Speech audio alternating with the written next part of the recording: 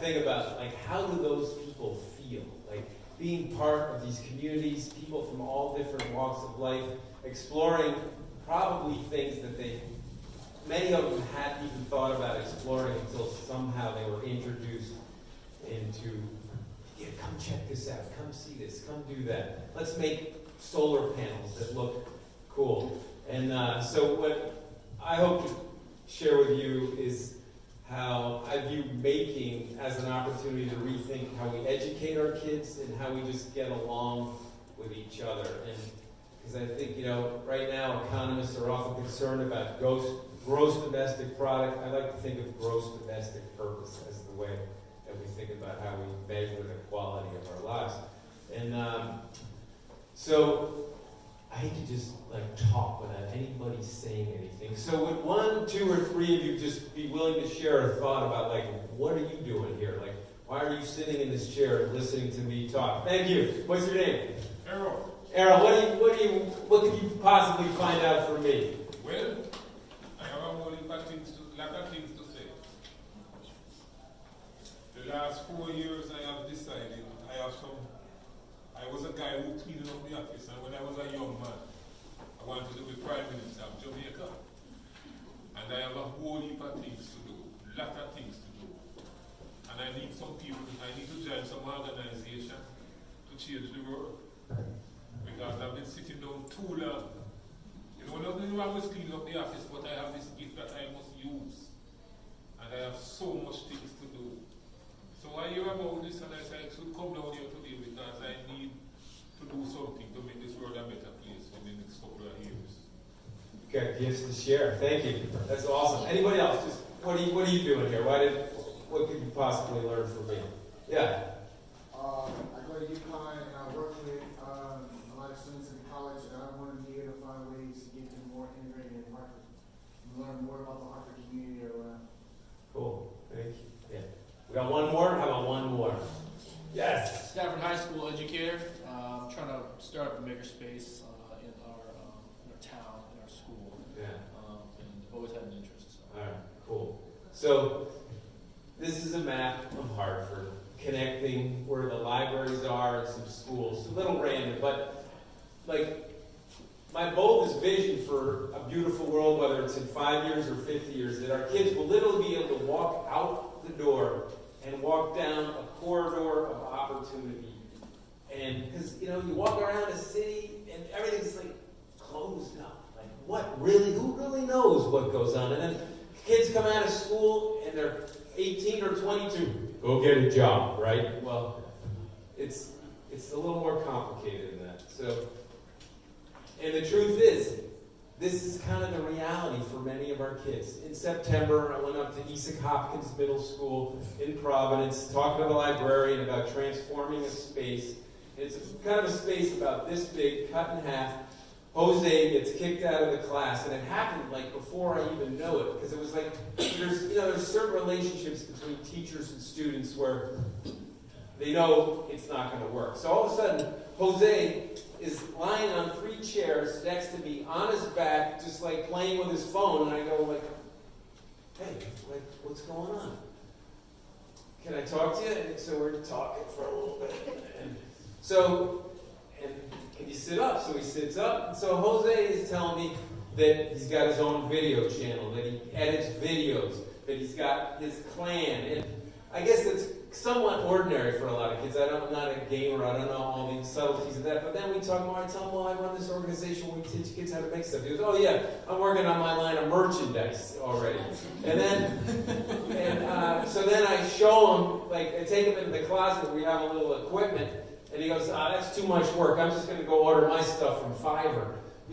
So here's a kid who's in middle school, who's got all these ideas, but he's thrown out of class and he's already behind 2 grades, right? So that's a really common story across America, even in suburbs and urban situations, right? And that kind of breaks my heart.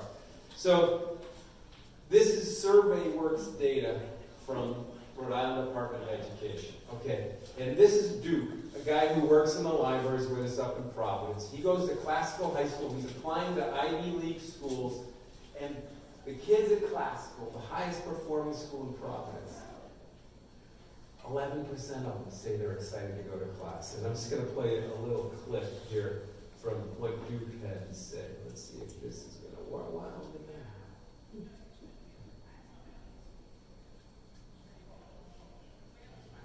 10 or 15 years from now, you've got a couple of kids. What would you want for them? Well, I mean, I wouldn't want to go through it. I don't know if you could hear what Duke said. Play it again. 10 or 15 years from now, you've got a couple of kids. What would you want from them? Well, I mean, I wouldn't want them to go through what it is of something you hate. So, you know, that's a kid who's doing well, you know. Now, how am I going to get out of this? I'm sure someone here can help you.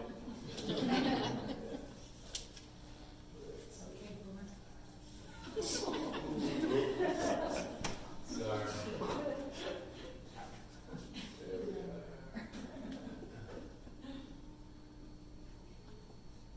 I'm not the biggest maker in the world. All right, so here we go. So I'm kind of setting the stage of like what is here, and we'll make that bigger for you guys. Yeah. Yeah. So this is just national data, 2019, and this is this is like proficiency in schools, right? And so even in our private independent schools, like, you know, 47% are proficient in math, 57%. You guys read about this stuff all the time, right? But it's like, what is that what we really care about, right? What do we care about human beings? What do we really care about? So one of the questions that we're thinking about is, and I want to talk to people about everywhere, is how could we go around and talk to people, talk to kids, and say, what could we measure that would do a better job of communicating what we really care about? Because we can tweak all the schools in Hartford, all the schools across America, and are we going to get to this thing, and does that even really matter? And on top of that, 31% of our kids are overweight. We got people who are feeling the pressure and are depressed, and you got opioids and all this stuff. So I really think we need to think of the whole human being. And so this is our little crew in the basement of the community center in Newport. And so there's 3 sets of siblings in there. Some of these kids have been coming to us for 6 years. We opened 6 years ago, and you know, with a $25,000 grant, and the kids from the neighborhood started coming in. Schools wanted some of what we had, and we just kept doing it. That's Josie in the middle there, the teacher. She was a public school teacher at Fall River, got burned out. She was working in restaurants. She found her way to us. In no time, she learned 5 coding languages and knows how to sew. So she's a super maker and just a beautiful educator. So she's at the core of building, you know, what Dorothy was talking about as a community. We really have kind of a family that we're growing. And we try to build programming that lasts multiple years. Because again, if you go to school, you got one teacher one year, you got one teacher the next year, you get like shuffled around. So Everett lives across the street. There he is when he's young, now he's older. Everett does some making, but his real passion is writing. But FabNewport is a home for him. He went to the local public school. We got him into a charter school. I helped his mother get a job, so his younger sister come in, his older sister. So we're just growing a family of people here who all want to get along and make their lives. But the mission of our organization is to inspire the maker in all of us, and our vision is that all kids will have the skills, confidence, and commitment to positively impact their communities and make their lives. Now, these are my guys, Javi and John Amir. And so these guys are 11. And so John Amir signed up for a jewelry making class. So our official kind of programming, they come in on Friday afternoons, open lab will just be getting cranked up right about now. And anyone can come in during then. So John Amir signed up for our jewelry class.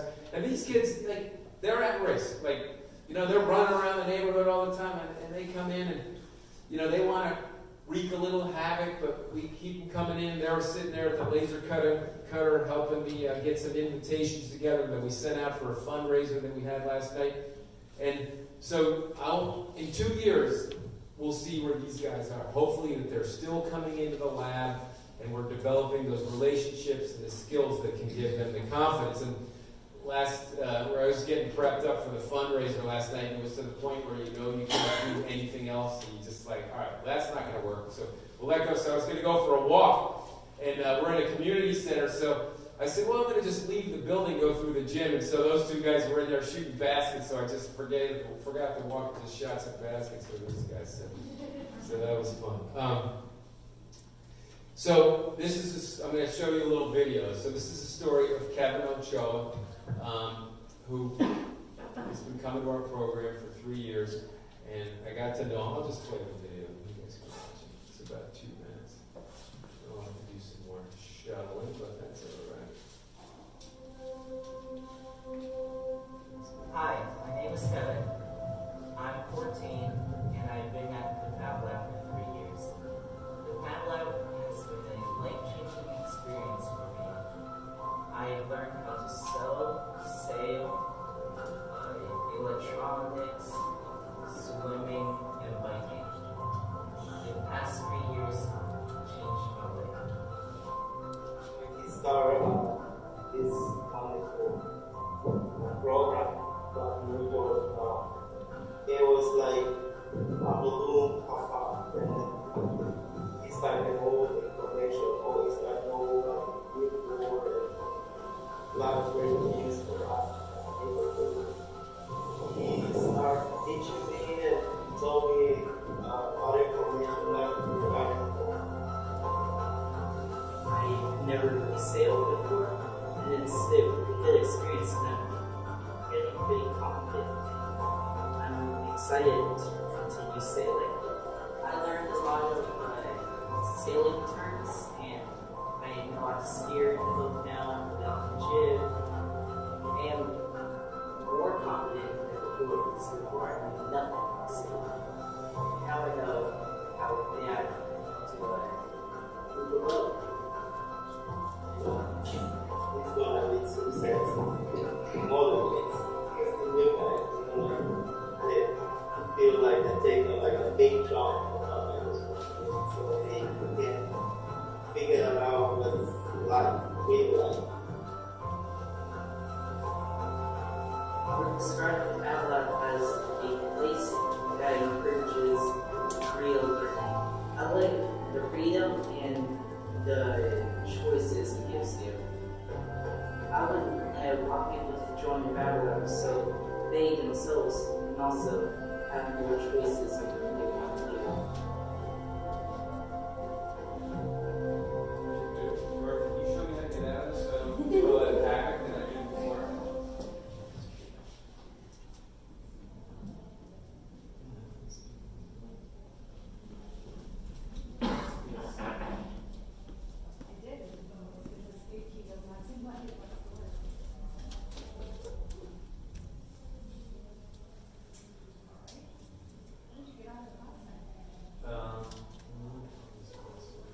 I did that. So.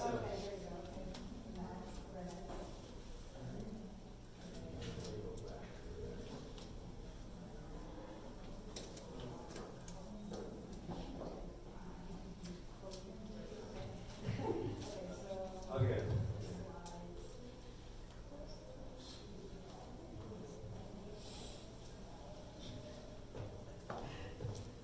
I can get it. Sorry about that. Once you get there, I can. Okay, so you saw the end of that. So Kevin, we had this fundraiser last night, and Kevin presented, and I found out from one of his teachers who was at the presentation that now people walk around school. Kevin's a freshman, and people walk around school and go, "Thank you, Kevin."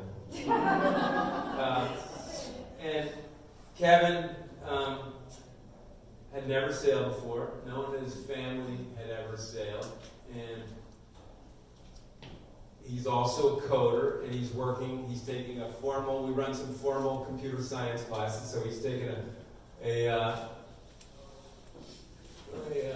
computer science class, and he and his partner are working on an app about equal wages, so like underserved people of color not getting paid enough. And so to there, boom, yeah, all right, we'll go. Sorry about that. So we're doing our work in Newport. The City of Providence wanted to invest in technology, so they put out an RFP, and which we responded to, and we partnered. And they said we've got $425,000. Who can do something with this money? So there's 9 libraries around, 10 libraries in Providence. They're kind of spread out like chocolate drops. So in our submitting our proposal, we developed a relationship with all the libraries, and we've been working on that for about 2.5 years in this program called PVD on Makers. So you can see that's Providence up top there, and then Newport down the bottom. Just gives you a look of our general reach in the state. And this is another video. I don't think I'm going to show it because I don't have to transition out, but it's just this kind of it's describing the program. That gives you a closer view of Providence. And so you can see the libraries, you can see the number of visits that we've had, the increase over the year, super users, people who have visited 5 or more times. We've got a retention rate. We also work with schools. We have partnerships with a couple of high schools up there that we work with. We've developed a whole badging platform where there are pathways based on coding and 2D design, 3D design, electronics, and you can design your own pathway. And then for the younger, and that's a digital, we want kids to develop digital portfolios. Because one of the things that we really hope for as an outcome is that, imagine one of you in your place of work and some young person knocks on your door and they might say, I'm really interested in what you're doing here. I'd like to work with you. And you just kind of like, oh, wow, well, what can you do? And they say, well, I can code, or I can design in 2D. Do you mind if I take like 5 minutes and show you my portfolio? We want kids to have that agency or that confidence that they can go out and make their lives happen. And so by accumulating the technical skills, they'll get the confidence to do that. These are the pathways that we've designed. And what we give kids points for meeting people. We give them points for going out to events. We want them to view their entire community as a place of learning. We have a teen development program in Providence. So Friday afternoon, our teens are getting together. They're paid interns in the libraries. And what we've found is that our kids thrive in these collaborative spaces where they're multi-age, and that as they learn the skill, they begin to teach it to other people. That refines their own understanding. It challenges them to develop empathy, and when all those pieces come together, they get the confidence. So this is a program that we hope to grow. We hope some of these kids could actually go on to Rhode Island College and become teachers, and so we'll have more teachers looking like the students that are in the classrooms. Civic engagement is another thing that we're excited about. This is a mural that we did outside of one of the neighborhood libraries on the wall. We got Adler's to sponsor it, so that's pretty cool. This is student branded, just talking about opportunity. Again, I'm not going to play that video because it'll wreak havoc on the flow here. But basically what Brandon says there is that the people look at the tools and the equipment, and that's what they think it's all about. But it's really about the opportunity to use the tools and to use the skills to make an impact on your community. So Brandon came in a couple of years ago, learned this stuff, and now he's developing his video making skills, and he's making a video on the actual development of the mural. And I'm going to show you this video because this is Andrea, another young woman who came and worked with us. I'll let her tell it in her words. Oops. I'm going to go back that way. Oop. Oh, no, what happened? Yeah. So I'm just going to go back to Andrea. I'll tell her story for her. So again, she came in, recent immigrant, working in the space, helped her develop her language. She learned how to use all the tools, working with kids, and now she's running an LGBTQ plus class in the library and just helping kids in high school develop what it means to have healthy relationships. Because again, you know, she talked last night at our event, and it's just not something that you learn about, you know, healthy relationships. You know, many parents don't coach kids up how to do that. So how about a support group in the library run by a team on just how to get along? You know, what does it mean to get along? So that's what Andrea talks about. So that's cool, right? That's a park in, I believe, Utah. And the thing that I like to think about is, like, why shouldn't every kid in Hartford be within walking distance of something like that? That's like aspirational, that's exciting, something that you'd want to bring your families to. And then, like, tucked in there could be like a makerspace around there. There could be like a library. There could be all kinds of beautiful things going on. But something really exciting. Even in the neighborhood we were in Newport, there's no playground near there. You know, it's just like, so we need more things that are exciting and thinking of the whole person, not just, you know, the brain, but the body, the spirit, all these pieces coming together. Which brings me back to your map of Hartford, right? Like, how do you think 5, 10, 20 years ahead and create something amazing where people are going to be walking around through a corridor of exploration and possibility, and who knows who you might meet, who knows what might happen, what you might discover. And this is actually a high school that I saw this picture, and it reminded me of, like, the Connecticut River. Like, how many kids get the opportunity to go to the Connecticut River? How many of you have even been? I still want to get on that Connecticut River. I haven't been on it except down along the beach. So this is a high school that just opened, I believe, a year ago in California. And it's basically a giant makerspace where there's a lot of freedom and a lot of opportunity to explore. And this last quote that I'll leave you with is from a guy who... I won't leave you with that. Oh, you know it? I kind of know it. So there's a guy, Peter Gray, who wrote this book called Free to Learn. And I really like the way that he thinks. But what he says in this quote that I had up there is that one of the reasons that kids are attracted to video games is that they can sit there and play, and they're free. No one's telling them what to do. They can just play. So again, a kid on a playground can just play. Or in the appropriate makerspace for kids without, you know, power tools, that, you know, minimal power tools. That's one of the things that we've had to make. We basically work with middle and high school kids. It's like the highest we go is a bandsaw. You know, we're not even using the table saw. You know, we have power drills and stuff like that. So where do you draw the line where it's completely safe? So, but anyway, so Peter Gray says, well, that's why the kids are playing on those video games, because they're just free. So how do we create the conditions where the kids are free and they can thrive, and then we can all kind of get along together, discover and develop our social, emotional selves, our technical skills, and all those beautiful things that make it fun to be alive and give us a great sense of purpose. So that's all I got. Sorry for the glitches in the slideshow. I guess I need to get PowerPoint. We try to use all things.